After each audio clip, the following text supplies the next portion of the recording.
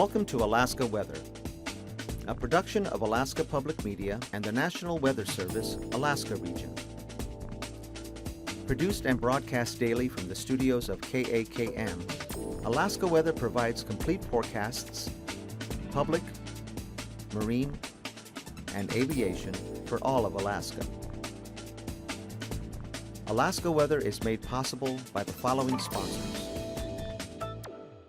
Indie Alaska is an innovative weekly web series capturing the diverse and colorful lifestyle of Alaskans. Real stories of everyday Alaskans at work and play. Supported in part by Alyeska Pipeline Service Company.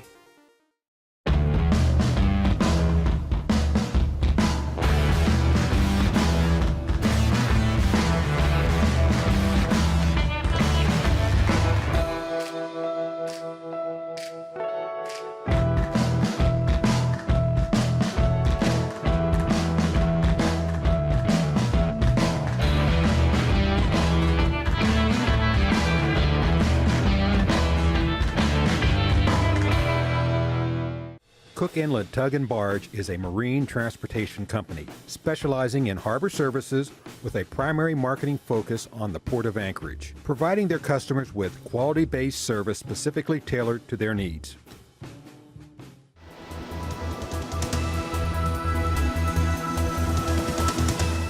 The National Weather Service. Good Saturday, everyone. I'm meteorologist Dave Snider with the National Weather Service. It's the 31st of January. As always, we encourage you to stay up to date with your local weather information with weather.gov/Alaska. You'll get your current observations, satellite and radar pictures there, and of course your forecast, warnings, watches, and advisories included. You can find that information online as well as on telephone 800-472-0391. During the day, find us on Facebook at NWS Alaska. NWS Alaska is on Twitter using the hashtag AKwx. We can find your information just like you can find ours. So share your storm reports with us, whether it's a wind gust, damage, or just some snow pictures you'd like to share. We'd like to see those too. Around YouTube, you can find us on NWS Alaska or NWS Anchorage or NWS Fairbanks. And in the afternoon, you'll get your daily afternoon map briefing around 4 o'clock or so. That'll be published to YouTube and get a sneak peek of what we're going to talk about here tonight on Alaska Weather. Now for Southeast, of course, the winds have been coming up today across the Lynn Canal. Storm force winds are expected to continue across the northern Lynn Canal, gales elsewhere in the inner channels and across the coastal regions. A high wind warning is in effect for the Juneau area and Douglas until Sunday, I should say. And it looks like gusts there could reach upwards of 65 miles per hour. So be prepared for some power loss potential there, not to mention some storm damage just from those strong and gusty winds blowing through your neck of the woods. If you've got some loose items outside, you probably thought about bringing them in. Now would be a good time if you haven't already. And across the Ty Inlet and Klondike Highway area, winter weather advisories are still posted there. Specifically around White Pass, we're expecting visibility to be poor there as the wind continues from the higher terrain there, works its way down the Lynn Canal. We expect that gusts there could make it feel like 40 below. So the wind chill is going to be a problem and the visibility may be a problem around the White Pass region. And those winds continue into the Juneau and Douglas areas again with gusts that could reach upwards of 65 miles per hour.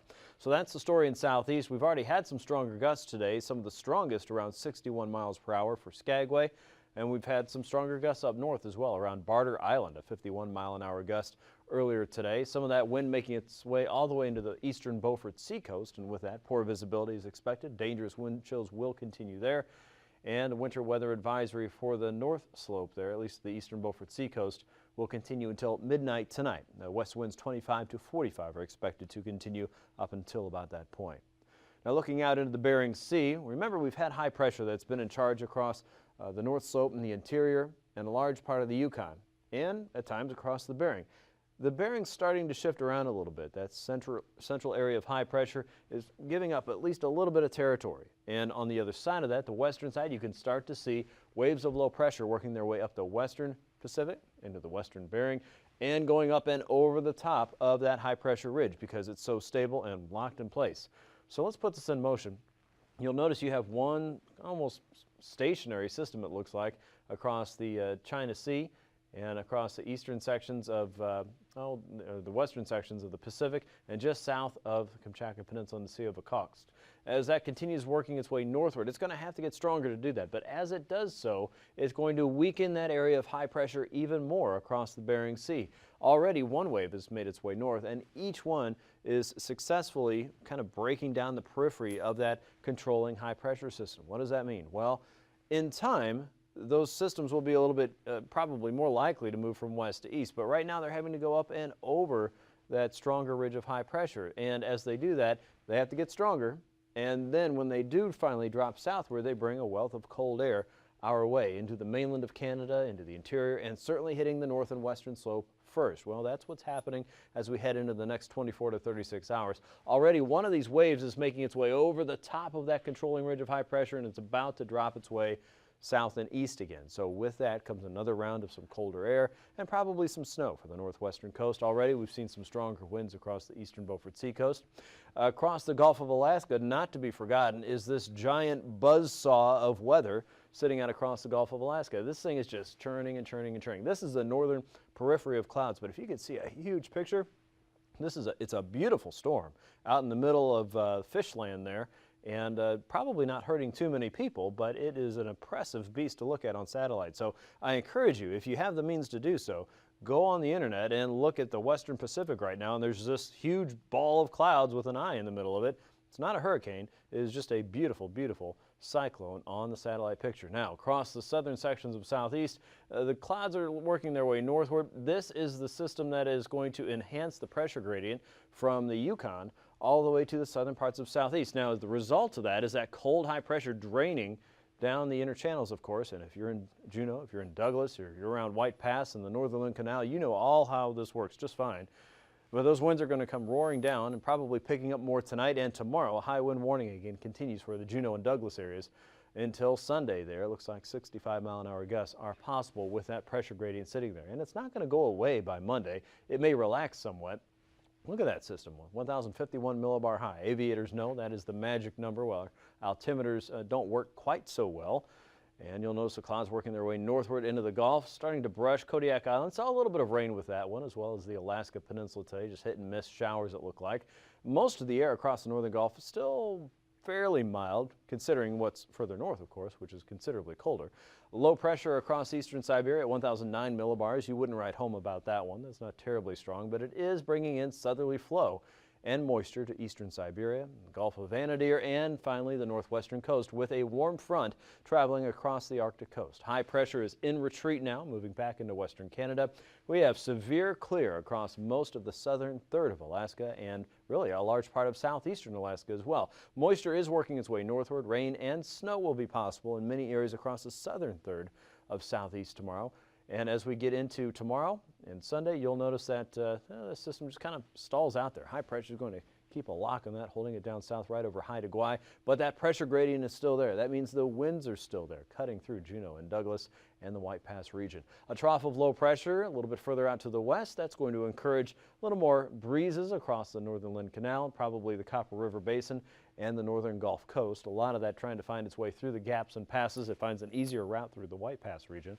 Out across the north slope, a trough of low pressure just north of the Brooks Range, and that colder air is trying to get closer to the western coast of Alaska. Will it do it? Well, yes it does, and in a big way on Monday. It just drops southward.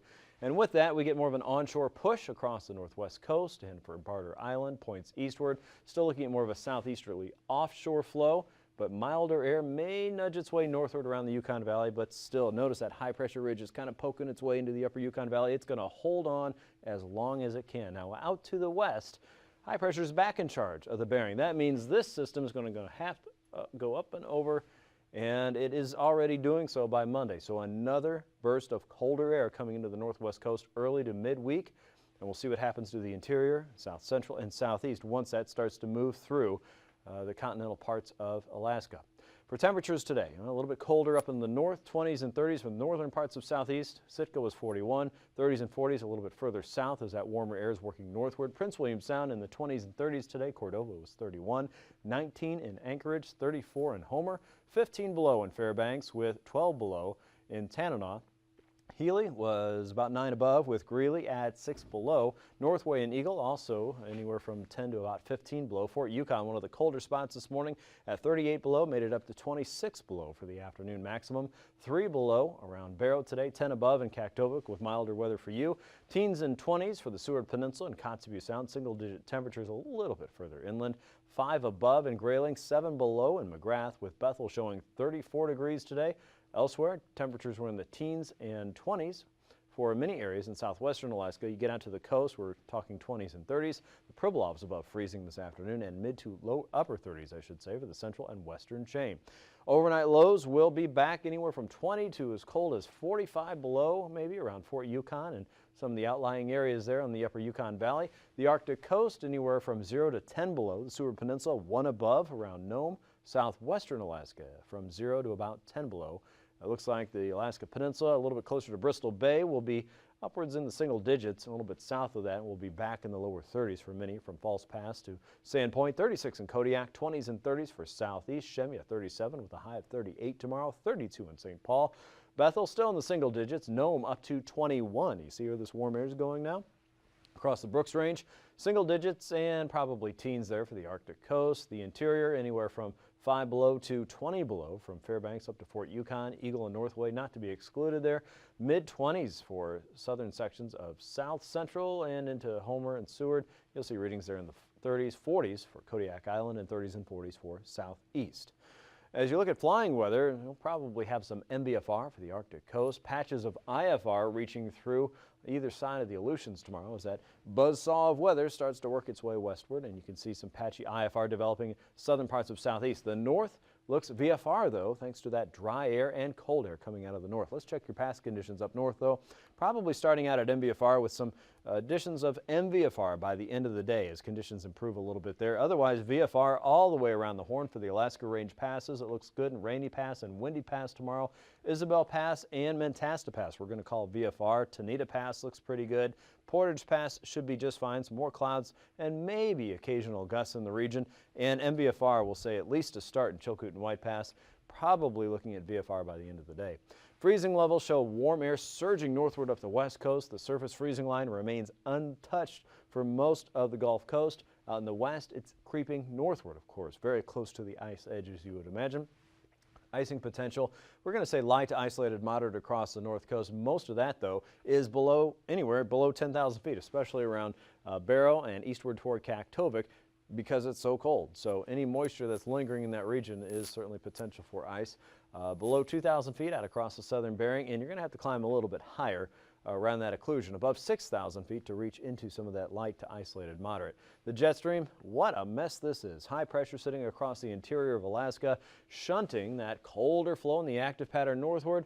And then we have that stronger Pacific jet that's just roaring across the central and eastern Pacific and making its way into the Pacific Northwest. So what do we get? We get cold air wrapping its way out of the continent and then rejoining that southern flow. And we get an active pattern out to the west that's trying to gain some ground on our stable area of high pressure across the interior. And so far, so good. High pressure's in charge there across the interior with light winds coming from the north and the west, moving across the Alcan border. Southeast looking at winds coming in from the south across Haida Gwaii, and then more of an offshore flow right now from the north and east, 35 knots there, and out across the Bering. Northerly flow working its way off the continent, and stronger winds across the Alaska Peninsula up to 50 knots. We see those stronger winds as well south of Sandpoint and Kodiak Island, 30 to as high as 50 knots. Slower winds across the Brooks Range here at 3,000 feet, more of a south and easterly flow working up the west coast. And we have northwesterly winds working through the Alcan. More of that southerly flow, though, still trying to cut its way through the White Pass region and the inner channels of southeastern Alaska with an opposing flow coming in from the south at 45 knots across the eastern Gulf. So again, probably looking at some turbulence there, and that's what I've drawn in today below 4,000 feet in the northern third of southeast, especially the inner channel regions there. The gaps and passes below 4,000 feet, you're going to want to watch for some isolated severe tonight and tomorrow. If that is not realized, at least some occasional moderate there. It's going to be a tricky day to fly and to get out on the water if you're in the inner waterways. There will be much stronger gusts up and down the inner channels there as we go through your Sunday. So pay attention to the weather and be prepared for some very strong gusts. Below 5,000 feet across the Brooks Range and out across the western coast, we do expect some occasional moderate there as the winds are zipping over the Alaska Range and across Kodiak Island, the Alaska Peninsula, and the eastern chain. That's a look at your aviation forecast for Sunday. We'll be back with your marine weather to take you into next week here in just a few minutes.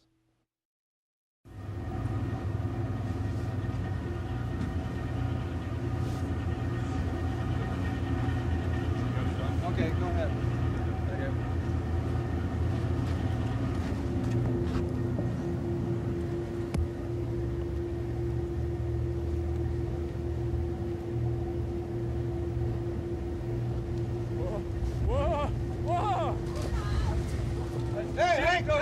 Overboard! I'll get my Man overboard on the starboard! Don't take your eye off of him! I'll get the signal fall! Still got him in sight? Okay! Where'd he go? Still got him! Okay! Hold on! Okay. Get the line on as soon as you can!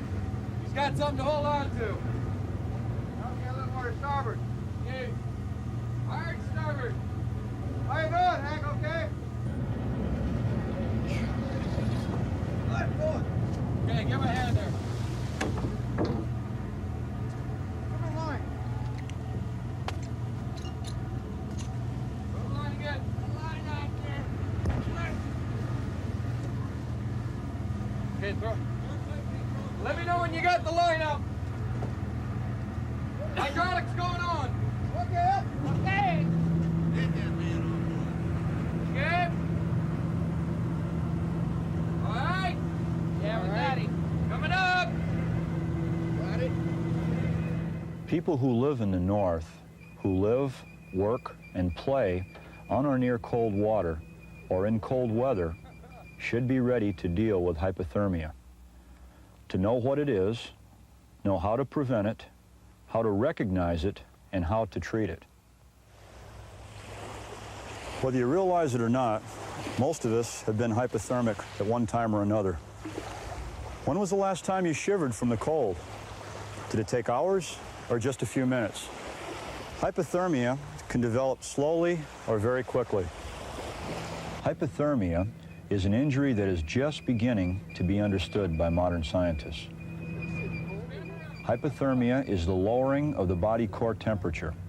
The core is the critical inner portion of the body, including the heart, brain, and lungs. The core is where life remains if there is any chance for survival. Before you can understand hypothermia, you need to know that the circulatory system controls the body temperature much like a hot water heating system does in a home. When the arms or legs get cold, the core sends warm blood out to rewarm them. The core can't afford to send out more warm blood without cooling itself. It then reduces blood flow to these areas in order to minimize its own heat loss. However, if too much heat is lost from the body, it will die. We can prevent hypothermia in two ways: by adding heat or by making our shelter more efficient to prevent the loss of body heat. Clothes are our most efficient shelter to protect our body from the environment. If our clothing is adequate, our body core temperature can be maintained by body heat alone and not require another heat source. If our clothing is inadequate, we add a little water, a little wind. You can see how dangerously cold people can get. The main areas of the body to protect from heat loss are the head, neck, armpits, sides, and groin, because they are the areas of greatest heat loss. The old saying to cover your head when your feet get cold makes a lot of sense if you know that over half of the body heat loss is through the head. You know, it's really sad that people spend hundreds of dollars on recreational gear, but only a fraction of that on adequate clothing. Clothing that could protect them from a dangerous and common killer, cold. The best prevention for hypothermia is to stay dry. If you're wet, get dry. If you're in the water, get out, or at least get as much of your body out as possible. Water will rob the body's heat 25 times faster than air at the same temperature. If you're in the water without a survival suit, to slow heat loss, keep the head and neck out of the water. The best way to do that is to wear some type of protective flotation device or lifesaver that keeps the head and neck up. Another important posture protects the groin and armpits from cold water circulation. This is the heat escape lessening posture called the help position. For a group, a good posture is to huddle. It protects the armpits and groin and keeps non-flowing water in the center, which increases survival time. A posture to avoid is one called drown-proofing. This is where you put your hands behind your back, you deep breathe, and you bob underwater. This will work in warm water. In these cold Alaska waters, it won't work any time of the year. You actually lose body heat faster because your neck and your head is underwater. You can also keep more of your body out of the water by clinging to something.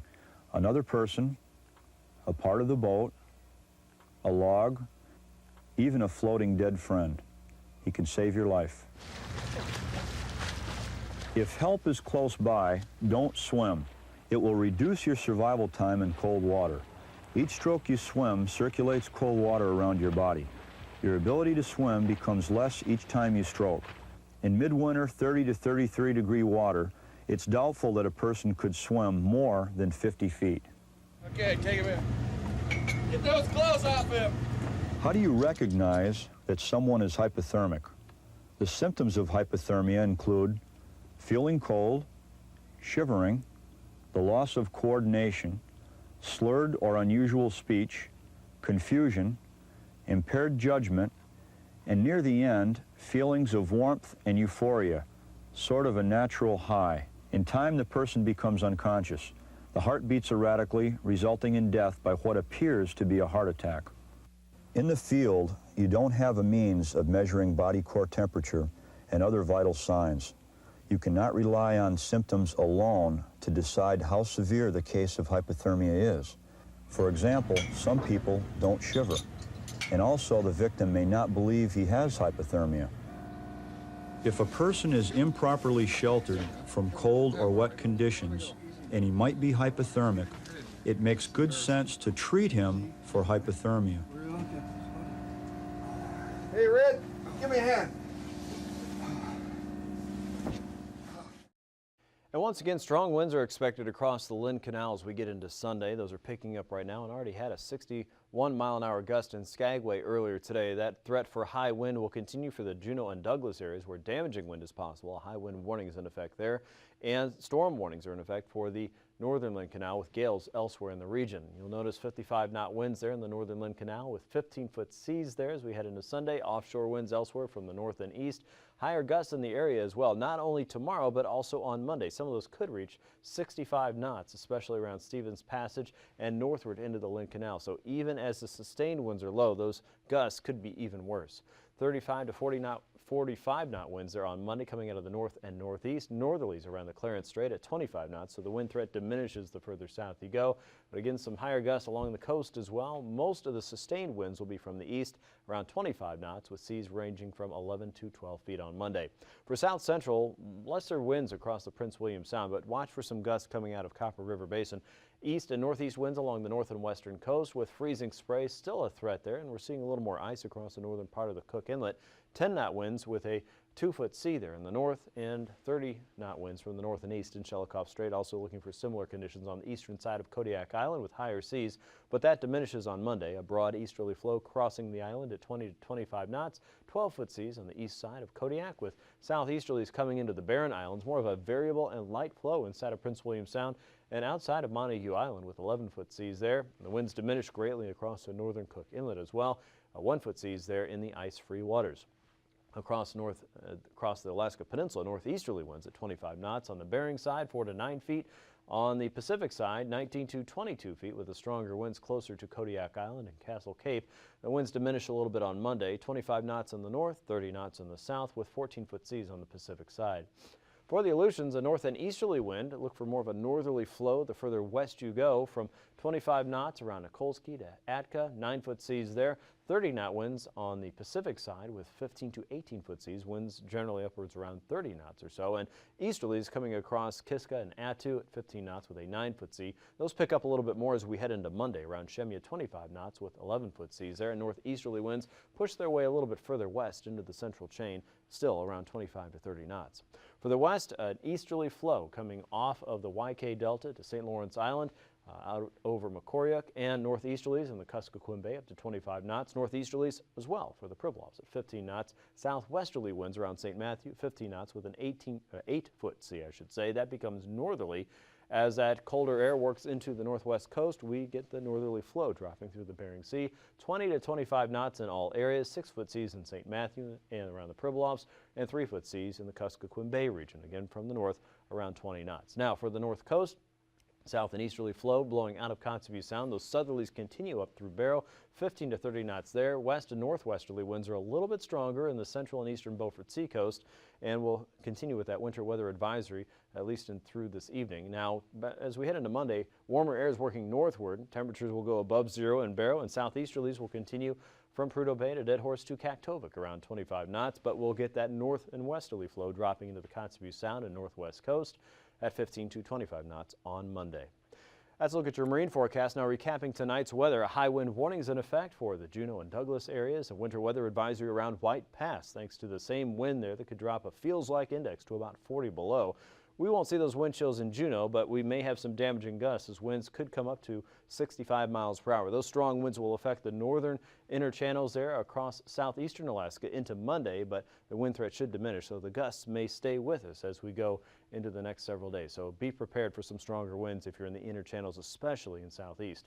High pressure still in charge of the interior, and with that, it's pushing weather northward across the northwestern coast. Periods of rain and snow showers are possible across the Alaska Peninsula, but primarily many will be dealing with liquid sunshine there across the southern parts of the peninsula into the eastern chain. Colder air is trying to make a run into the western coast. It does that by Monday with more snow in the northwest and rain in the southeast.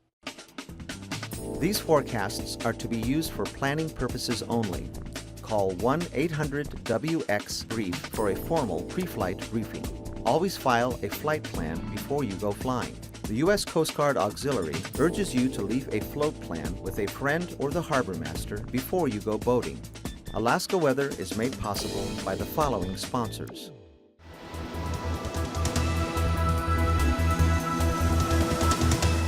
The National Weather Service.